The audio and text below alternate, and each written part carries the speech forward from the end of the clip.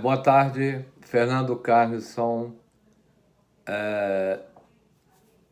amanhecendo aqui na Flórida, Estados Unidos, para dar uma notícia meio triste, que me parece que poucos sabem, porque aqui nós temos comunicação com alguns canais de TV brasileira e não ouvi e nem assisti nada a respeito. É um fato muito importante e que chegou a me assustar. Não sei se é golpe de quem está envolvido na Lava Jato, mas acabou de acontecer hoje de manhã um curto-circuito em em ar-condicionado que atingiu o prédio do Supremo Tribunal Federal e, graças a Deus, não há feridos. Mas o que me causa espécie e preocupação é que esse aparelho de ar-condicionado atingiu, nessa segunda-feira, um gabinete no segundo andar do anexo 2 do Supremo Tribunal Federal. Esse prédio em que se localizam os gabinetes dos ministros da Corte. Em incidente sem ferido, lógico, mas afirmou a assessoria da imprensa do órgão. O setor atingido, segundo a assessoria, foi a seção de processos diversos da Secretaria Judiciária do Supremo Tribunal Federal. O fogo começou por volta das 8 horas da manhã em Brasília, controlado pelos bombeiros.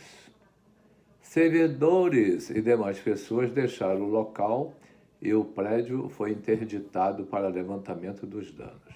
Por ora, não é possível saber se houve danos a arquivos e processos, de acordo com a assessoria.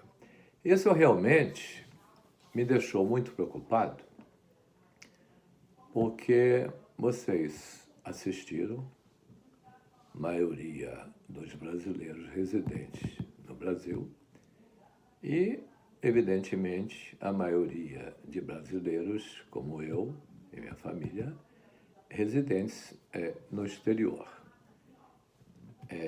Vocês sabem, só na Flórida tem mais de 300 mil brasileiros residindo aqui por questões de sobrevivência, porque o Brasil, com o que ocorreu desde a entrada da posse do nosso companheiro Lula da Silva, o país fez aquela bolha, igual o setor imobiliário aqui dos Estados Unidos, e, infelizmente, isso foi feito propositalmente pelo um business plan, que é um fluxo de permanência do PT no governo por 20 anos. Isso foi feito antes, preparado por especialistas, por maqueteiros, etc., para ele ganhar e ficar 20 anos no poder. Isso me lembra Getúlio Vargas e outros que entraram com esse objetivo e, na verdade, é sempre assim. Os políticos vêm, os políticos entram, prometem algo, prometeram, por exemplo, o da Silva, petista, e todos os seus camaradas, que o país ia crescer, que o pobre ia comer, que o pobre teria sua residência, sua casa, seus carros, etc. Só que ele esqueceu que para você ter carro, casa, você tem os custos. E esses custos, se você não tem salário, como tem os servidores, como tem os deputados, os políticos, de modo geral, que tem garantia de emprego a vida toda, quer dizer, vitalício, fica fácil. Agora, para quem não tem emprego, ou para quem vai trabalhar para alguma empresa, o pobre, tadinho, ele quando vai pedir emprego, ele vai ganhar o quê? Um salário mínimo, olha lá. Infelizmente é assim no Brasil. Então, isso não dá para pagar um IPTU, um IPVA, um seguro, um condomínio, etc. Então, vocês sabem, muitos que tentaram quebrar a cara, muitos estão por cá, pelo exterior, e o Brasil continua retroagindo. Bom, amigos, agora nós temos este fato recente do Supremo Tribunal Federal, que, por força do ex-presidente do Supremo,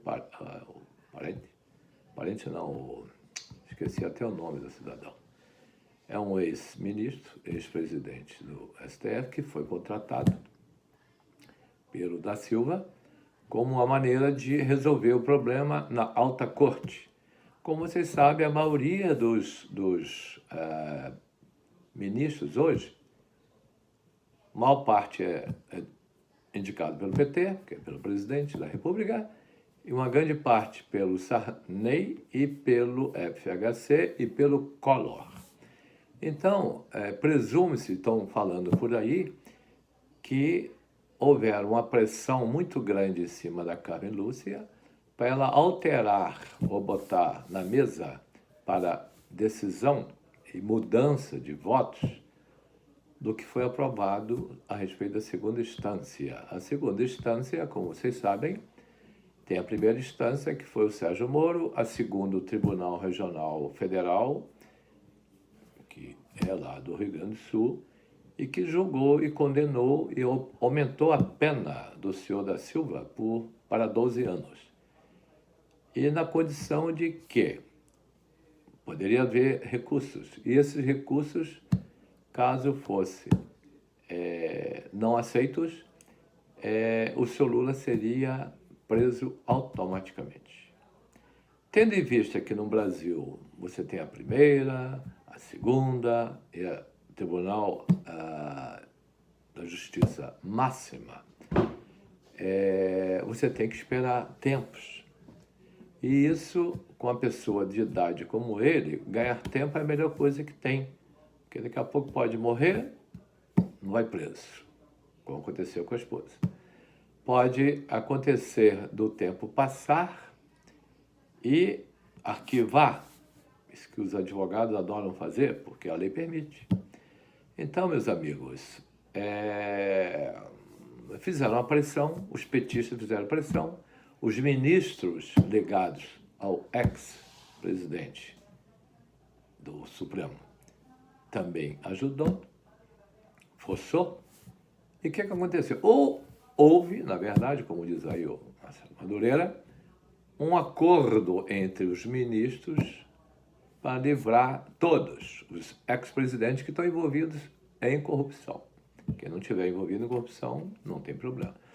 Porque, senhores, tem muitos processos engavetados lá no Supremo, aguardando o quê? A primeira instância condenou Cabral, condenou Cunha, condenou vários políticos, outros, mais de 100, mais de 150, me parece, somar os do Rio de São Paulo, Brasília e do Sérgio Moro, Lava Jato, tudo, né, que nós estamos falando, e conseguiu recuperar bilhões de dólares para a Petrobras e para o próprio governo federal e para o estado do Rio de Janeiro e outros estados. E o Supremo Tribunal Federal, através do foro privilegiado de senadores, deputados, prefeitos, governadores. O governador é outro Tribunal Superior de Justiça, não tem nada a ver com o STF. Mas o que ocorre é o seguinte, eles não têm um condenado, não tem um preso pelo Supremo. Agora, aqui, quando se tentou no Supremo prender o Aécio Neves, houve a gritaria lá do Senado, houve a gritaria do Legislativo e do Executivo. Tentaram pegar o Temer, não conseguiram, porque ele no governo facilitou lá os deputados Os estados foram beneficiados por verbas e conseguiu se livrar. Meus amigos, a verdade é a seguinte: nós estamos num momento muito perigoso no Brasil, que é as novas eleições. Vocês veem que os políticos que foram já inscritos e definidos como candidatos, eles estão quietinhos, não fazem nada. O Lula da Silva, que está no momento proibido de ser candidato, ele está correndo aí os estados, fazendo campanha para mostrar ao judiciário, o Supremo, que ele não está fora, porque os advogados dele são os advogados, mais de 20, não sei quem paga, mas é um custo altíssimo. Se bobear, é o povo que paga através da arrecadação que o governo tira no orçamento para desviar para os partidos. Os partidos devem pagar.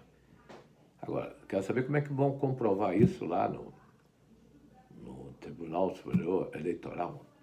Mas a verdade é o seguinte, amigos: o Brasil está numa situação perigosa. Esse caso da Carmen Lúcia jogar isso para 4 de abril, e hoje é o dia que vai ser decidido no Tribunal Regional Federal, segunda instância, o pedido da defesa do Lula. Se for negado, veja bem, senhores, parece brincadeira isso, parece novela da Globo, vai ter que esperar 4 de abril para decidir se o Lula vai ser liberado ou não. Perigoso. Eu, para ser sincero, estou muito preocupado, porque se isso ocorrer, eu vou mudar meu voto e vou votar no Bolsonaro, que eu nem conheço, eu sou apolítico, mas vou fazer campanha para ele. Você sabe por quê? Para acabar de vez com os políticos, sugerir a ele que chame o exército, uma revolução, para mudar. Porque não é possível. Imagina você fechando o Congresso, né, que envolve o legislativo todo, você bota os ministros todos do Supremo em casa, entra o exército, prende todos os traficantes, prende todos os corruptos que roubaram do país esses últimos, desde que o nosso João Figueiredo entregou o governo aos petistas. Então, meus amigos, prender todos os políticos ladrões, todos, do país todo, de vereador a presidente, os servidores que roubaram estão por aí, livres, os presidentes estatais, os presidentes do fundo de aposentadoria das estatais, etc., os banqueiros, os empreiteiros, todos eles, prender todos. Começar uma vida nova, mudar tudo, mudar a Constituição, porque não é possível essa Constituição ficar beneficiando o advogado para para defender os seus clientes corruptos, enquanto o cidadão honesto, que não precisa disso, porque é honesto, não é corrupto, não é ladrão, ele fica bancando essa situação. Então, o trabalhador trabalha para eleger e é obrigado a eleger um político que vai para lá com o objetivo de roubar. Descaradamente. Você vê que os caras peitam qualquer um. O Lula peitou lá o doutor Sérgio Moro, o juiz federal. Eu, se fosse o juiz federal no lugar do Sérgio Moro, eu acho que eu não teria essa paciência de aturar aqueles advogados dele, folgados, prepotentes, e o próprio Lula, que diz que ia prender os procuradores. É isso, meus amigos. Então, Presta atenção. Temos que ver o resultado hoje no Tribunal Regional Federal, que eu acho que vai ser a não aceitação desse recurso aí, dos advogados. E no dia 4 de abril, que vai ser o dia da decisão do senhor da Silva, o povo não pode aceitar isso. Não pode aceitar